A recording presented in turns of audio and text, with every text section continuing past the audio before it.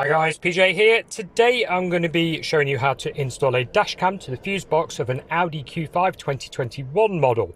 Now we're going to be using a next-based fitting kit which terminates in a mini USB cable, and the other end has a earth connection to go behind a chassis bolt or such like, and a power that goes to the fuse box. Now this is going to be fully plug and play, so if the car's a lease vehicle or such like, or you don't invalidate your warranty, you'll be able to uninstall this without any damage or any permanent changes being done to the car. First things first, let's have a look where the fuse box is on this car. Literally, right down there, in the corner. This is a right-hand drive vehicle. There's 3 fuse boxes. One of them is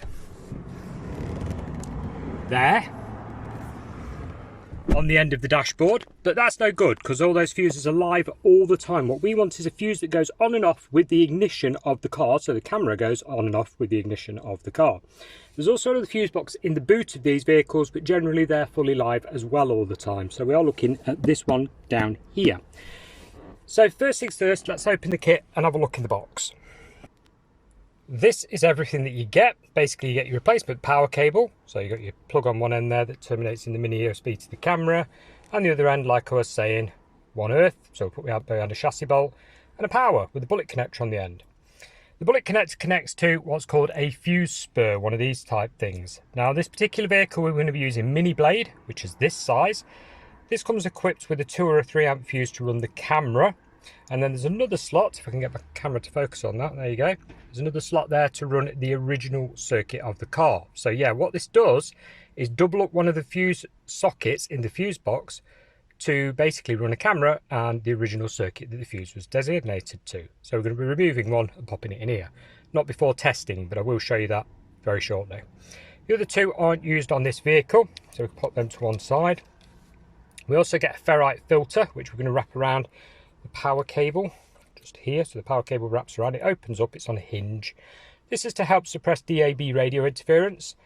If you're going to be fitting a rear camera, please note generally it messes up the DAB radio signal on, well, a lot of makes and models of cars, and no amount of suppressors will fix that. So just a caution there. Contact your retailer for more information on that subject. First off, let's get this fitted and start running this cable along the roof lining of the car, because we just took it underneath the roof lining to get it all out of the way. So here's our dash cam stuck up on the window screen there with the mount that it's got. There's the power cable we're putting in. We've put it in, we've got a ferrite filter there. So basically we've opened it up, it's on a hinge, run the cable through the middle, wraps it round the back of it, through the middle again, and then snapped it shut. You can tuck the cable behind this trim. Now you can normally do it with your fingers. It's only a fibre substance, so be careful how hard you go at this stuff. Yeah, you don't want to damage it. Tuck it all the way along until you get to the pillar here. When you get to the pillar, gently with your fingers or with a plastic leverage tool like I've got here, lever it away and tuck the cable behind the airbag that runs down the length of this, and then down the pillar until you get to the corner of the dashboard. Plastic leverage tools like this can be bought from eBay, Amazon. They're about £1. Highly recommend you get one for this job. Also, you're going to need something like a multimeter or a test probe light to test your fuses, which we'll get to shortly. So I'm just going to carry on now running this cable along here behind the airbag and down the side until we get to the footwell. Okay, now we've got our power cable run down to the footwell, which is here.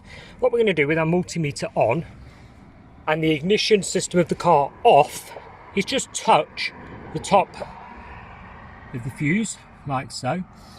Now that one's showing voltage, so that's live all the time with the ignition off. That's no good. On this particular car, these top ones, in fact you can pick any of them on this one, they're normally all the same. It will vary from, you know, region to region where they're sold and spec, etc. But there you go, 0 voltage. We're going to turn the ignition on, check that goes to, you know, 12 volts or 13 volts thereabouts. And if so, that's an ignition switch live fuse that we can pull out and use for the fuse spur. So I'm just going to test it now with the ignition on. Ignition is now on.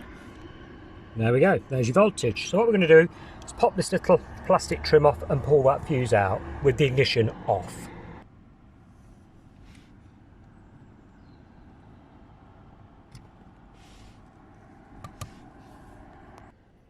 There's the fuse popped in the fuse spur, and then we align it to go back in the slot where it came from. Pay note of the orientation of the fuse, that's quite important.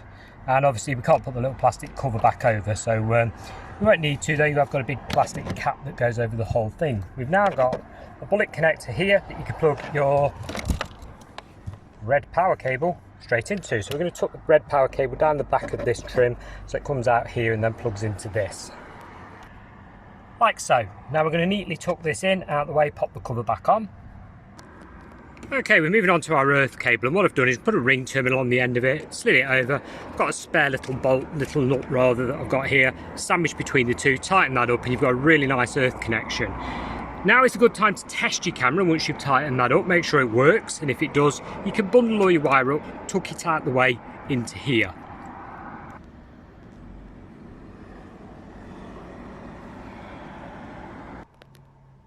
Right, quick moment of truth, guys. We're going to turn the ignition on. And there we go, we've got a power light, and hey presto, there you go. Any questions regarding dash cams, the particular vehicle or installation, contact your retailer that you got your camera from. They are, normally warranted for a year or 2 years, and I'm sure they'll be able to pop you right. Hopefully somebody somewhere has found this video useful. Thanks a lot for watching. Bye for now.